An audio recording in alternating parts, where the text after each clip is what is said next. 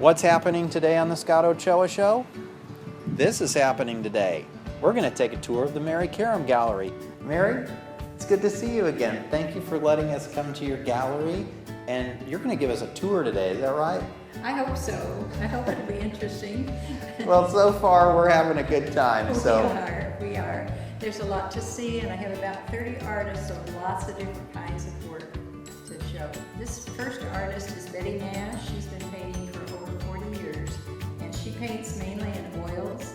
She does some landscapes. If somebody really wants to do a commission piece, she will do that, but usually the still lifes is what she does. And they're done with the gray tones first, so especially in this painting you can see where the white is, that there's a lot of gray and all the different shades of darkness, and then she adds the color, and that's what makes them so translucent. The green piece, which is next, is one of my favorites just because the glass really brings out the talent that she has. Another interesting thing about Betty's work, besides her signature, once you've seen that, you know it's a Betty Nash. She puts a peppermint in each piece. So a lot of people come in and they want to find the peppermint in each piece. And if all the pieces here, you'll find one in every one except for the portrait that's behind me. And this one is really different.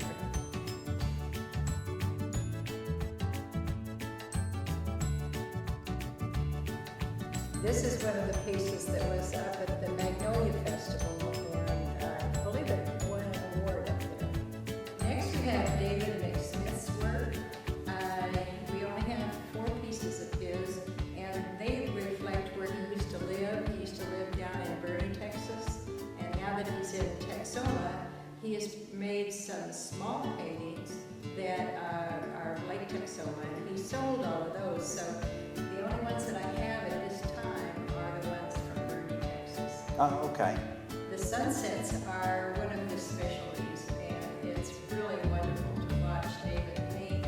He does demonstrations at every art walk that we have, and it's great to watch him. So most of the metal work that's in this gallery are done by Jerry Tate. He did any of the ones that look like they have tools. The work that is obvious to see the difference because they are the eggs of the nest. That's all he does with eggs and nests that I have anyway. Jerry's can vary from the birds to plants. You'll see some other things in the gallery when you go by. If they're metal, Jerry probably did the big statue in the middle is one of his, but he also does faces. He does some wall art. Right on the other side of the door here are 2 more of Jerry's, and these are a departure from the car and motorcycle thing. The base is not, but this one you can see there's a harness over here. Is what he used. Parts of a harness. Oh, okay. And then I think this is an ignition switch, if I'm not mistaken, part of the internal ignition. These pieces are all photos that I did. They're layers of photos, and I have photoshopped them a little bit, but not too much. It's mostly the layers of them. They're all pictures that I took and then printed them on canvas. And how do you print that on canvas?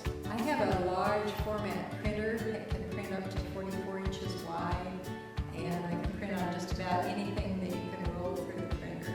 This is just one good example of Marie Van Arsdale's work. She is also a photographer who uses Photoshop to enhance her work. Next we have Janice Howell's work, and Janice has one watercolor, but most of her work is in acrylic. So this triptych right here is in watercolor. The others are all acrylic paintings, and as you can see, they're all large.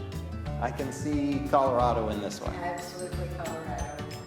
It's actually San Miguel, but it's reminiscent of the colors and look of some of the paintings that she did of Santa Fe and New Mexico. Oh, okay.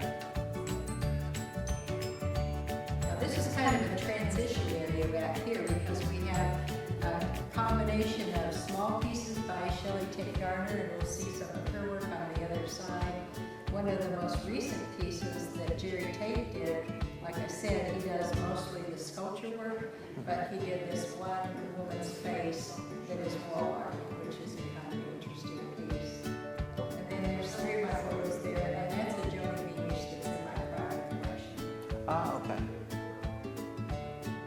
Robert Osmond's work.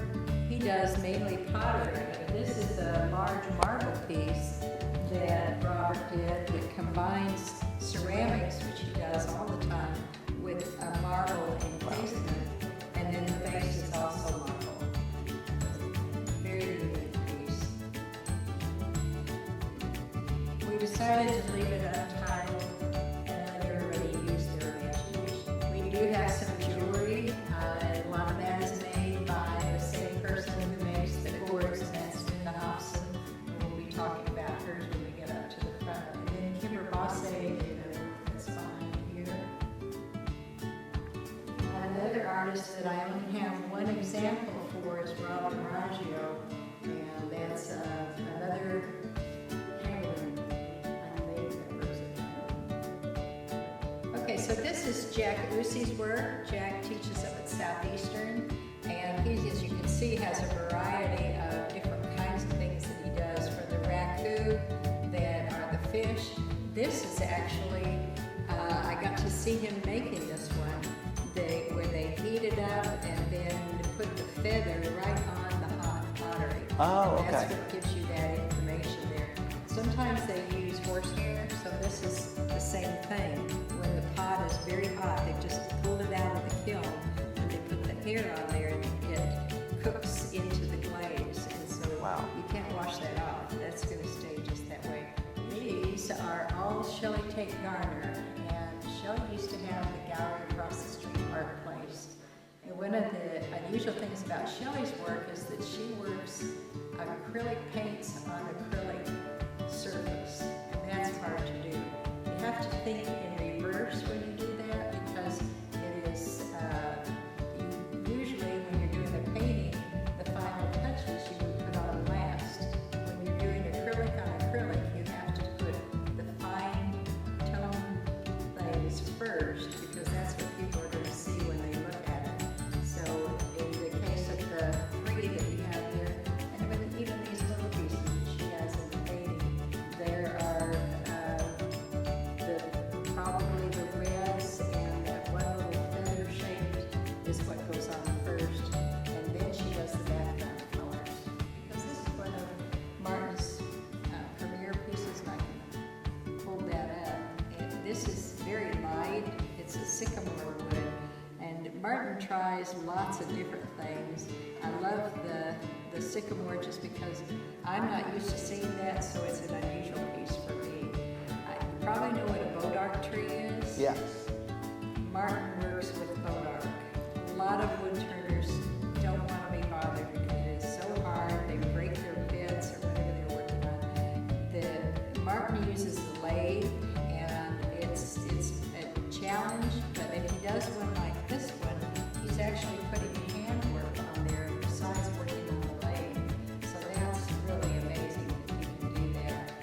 When I asked him to do another goblet, he brought me a bodark goblet. Oh, wow. And how he did that, I just don't know. That's not easy to do. It's very, Not only is it Wow. dainty, that's very hard work. yes. And there's definitely some detail in there with the layering, and that's phenomenal. But he's done a lot of different things, but I enjoy, he always is challenging himself to do something new, that you never know what he's going to come up with. These mohair coats are done by Dolores Vernor, and she lives in Camp Wood, and several people have bought these and they use them for travel. They are just wonderfully soft. Wow. As we get into summer, we probably don't want to think about mohair, but I will be having a sale coming up pretty soon, so there will be some discounts on these coats. They're just wonderful.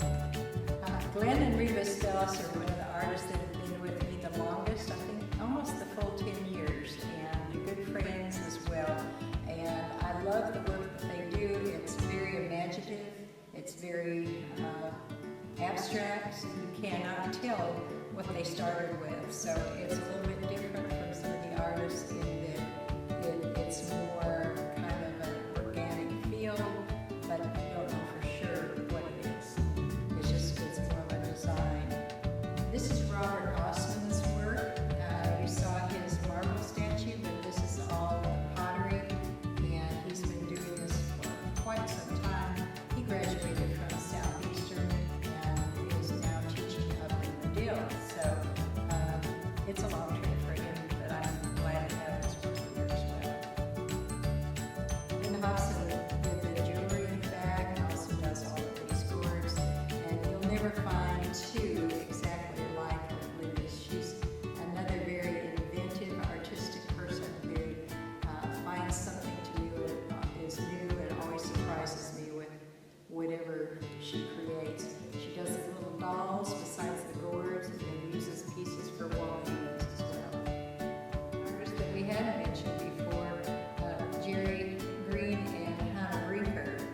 Oh, People okay. know Hannah from Tranquility Spa. This is one of the pieces, one of their premier pieces that they did.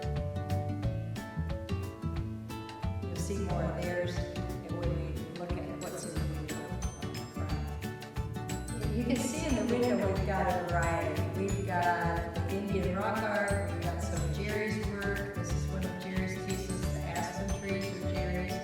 Again, we've got some Robert Austin bowls. We have a piece of Glen and Reba's in the middle. And then again, Hannah Brinker and Jerry Green did the box. There's one box there, another box over here, and behind me there is an arrow. They did all of those pieces. M.D. Davis is one of the first artists that I did a show for way back in 2005. She does Indian rock art, which is very unusual. She uses her own brownstone, mixes it with Mohair and yucca root, and that's what she paints with. So it's very unusual and very durable, much the way the Indians would have done artwork. And these are drawings. She doesn't make up anything. These are the pictograms that you would find if you went adventuring in West Texas, where the cliffs and the caves have a lot of drawings.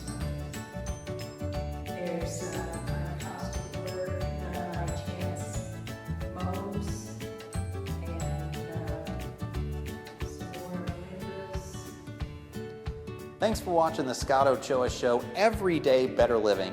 And remember, a well-dressed home is an everyday better living home, and that's what some of this great art can do for your space. Don't forget to visit the Mary Karam Gallery in Denison, Texas. Say hi to Mary when you come by and tell her you saw her on the Scott Ochoa Show. If you like this episode, be sure to share it with your family and friends, share it on Facebook, like the episode, and don't miss out on any of the future episodes. Thanks again for watching. I'm your host, Scott Ochoa, and I'll see you next time.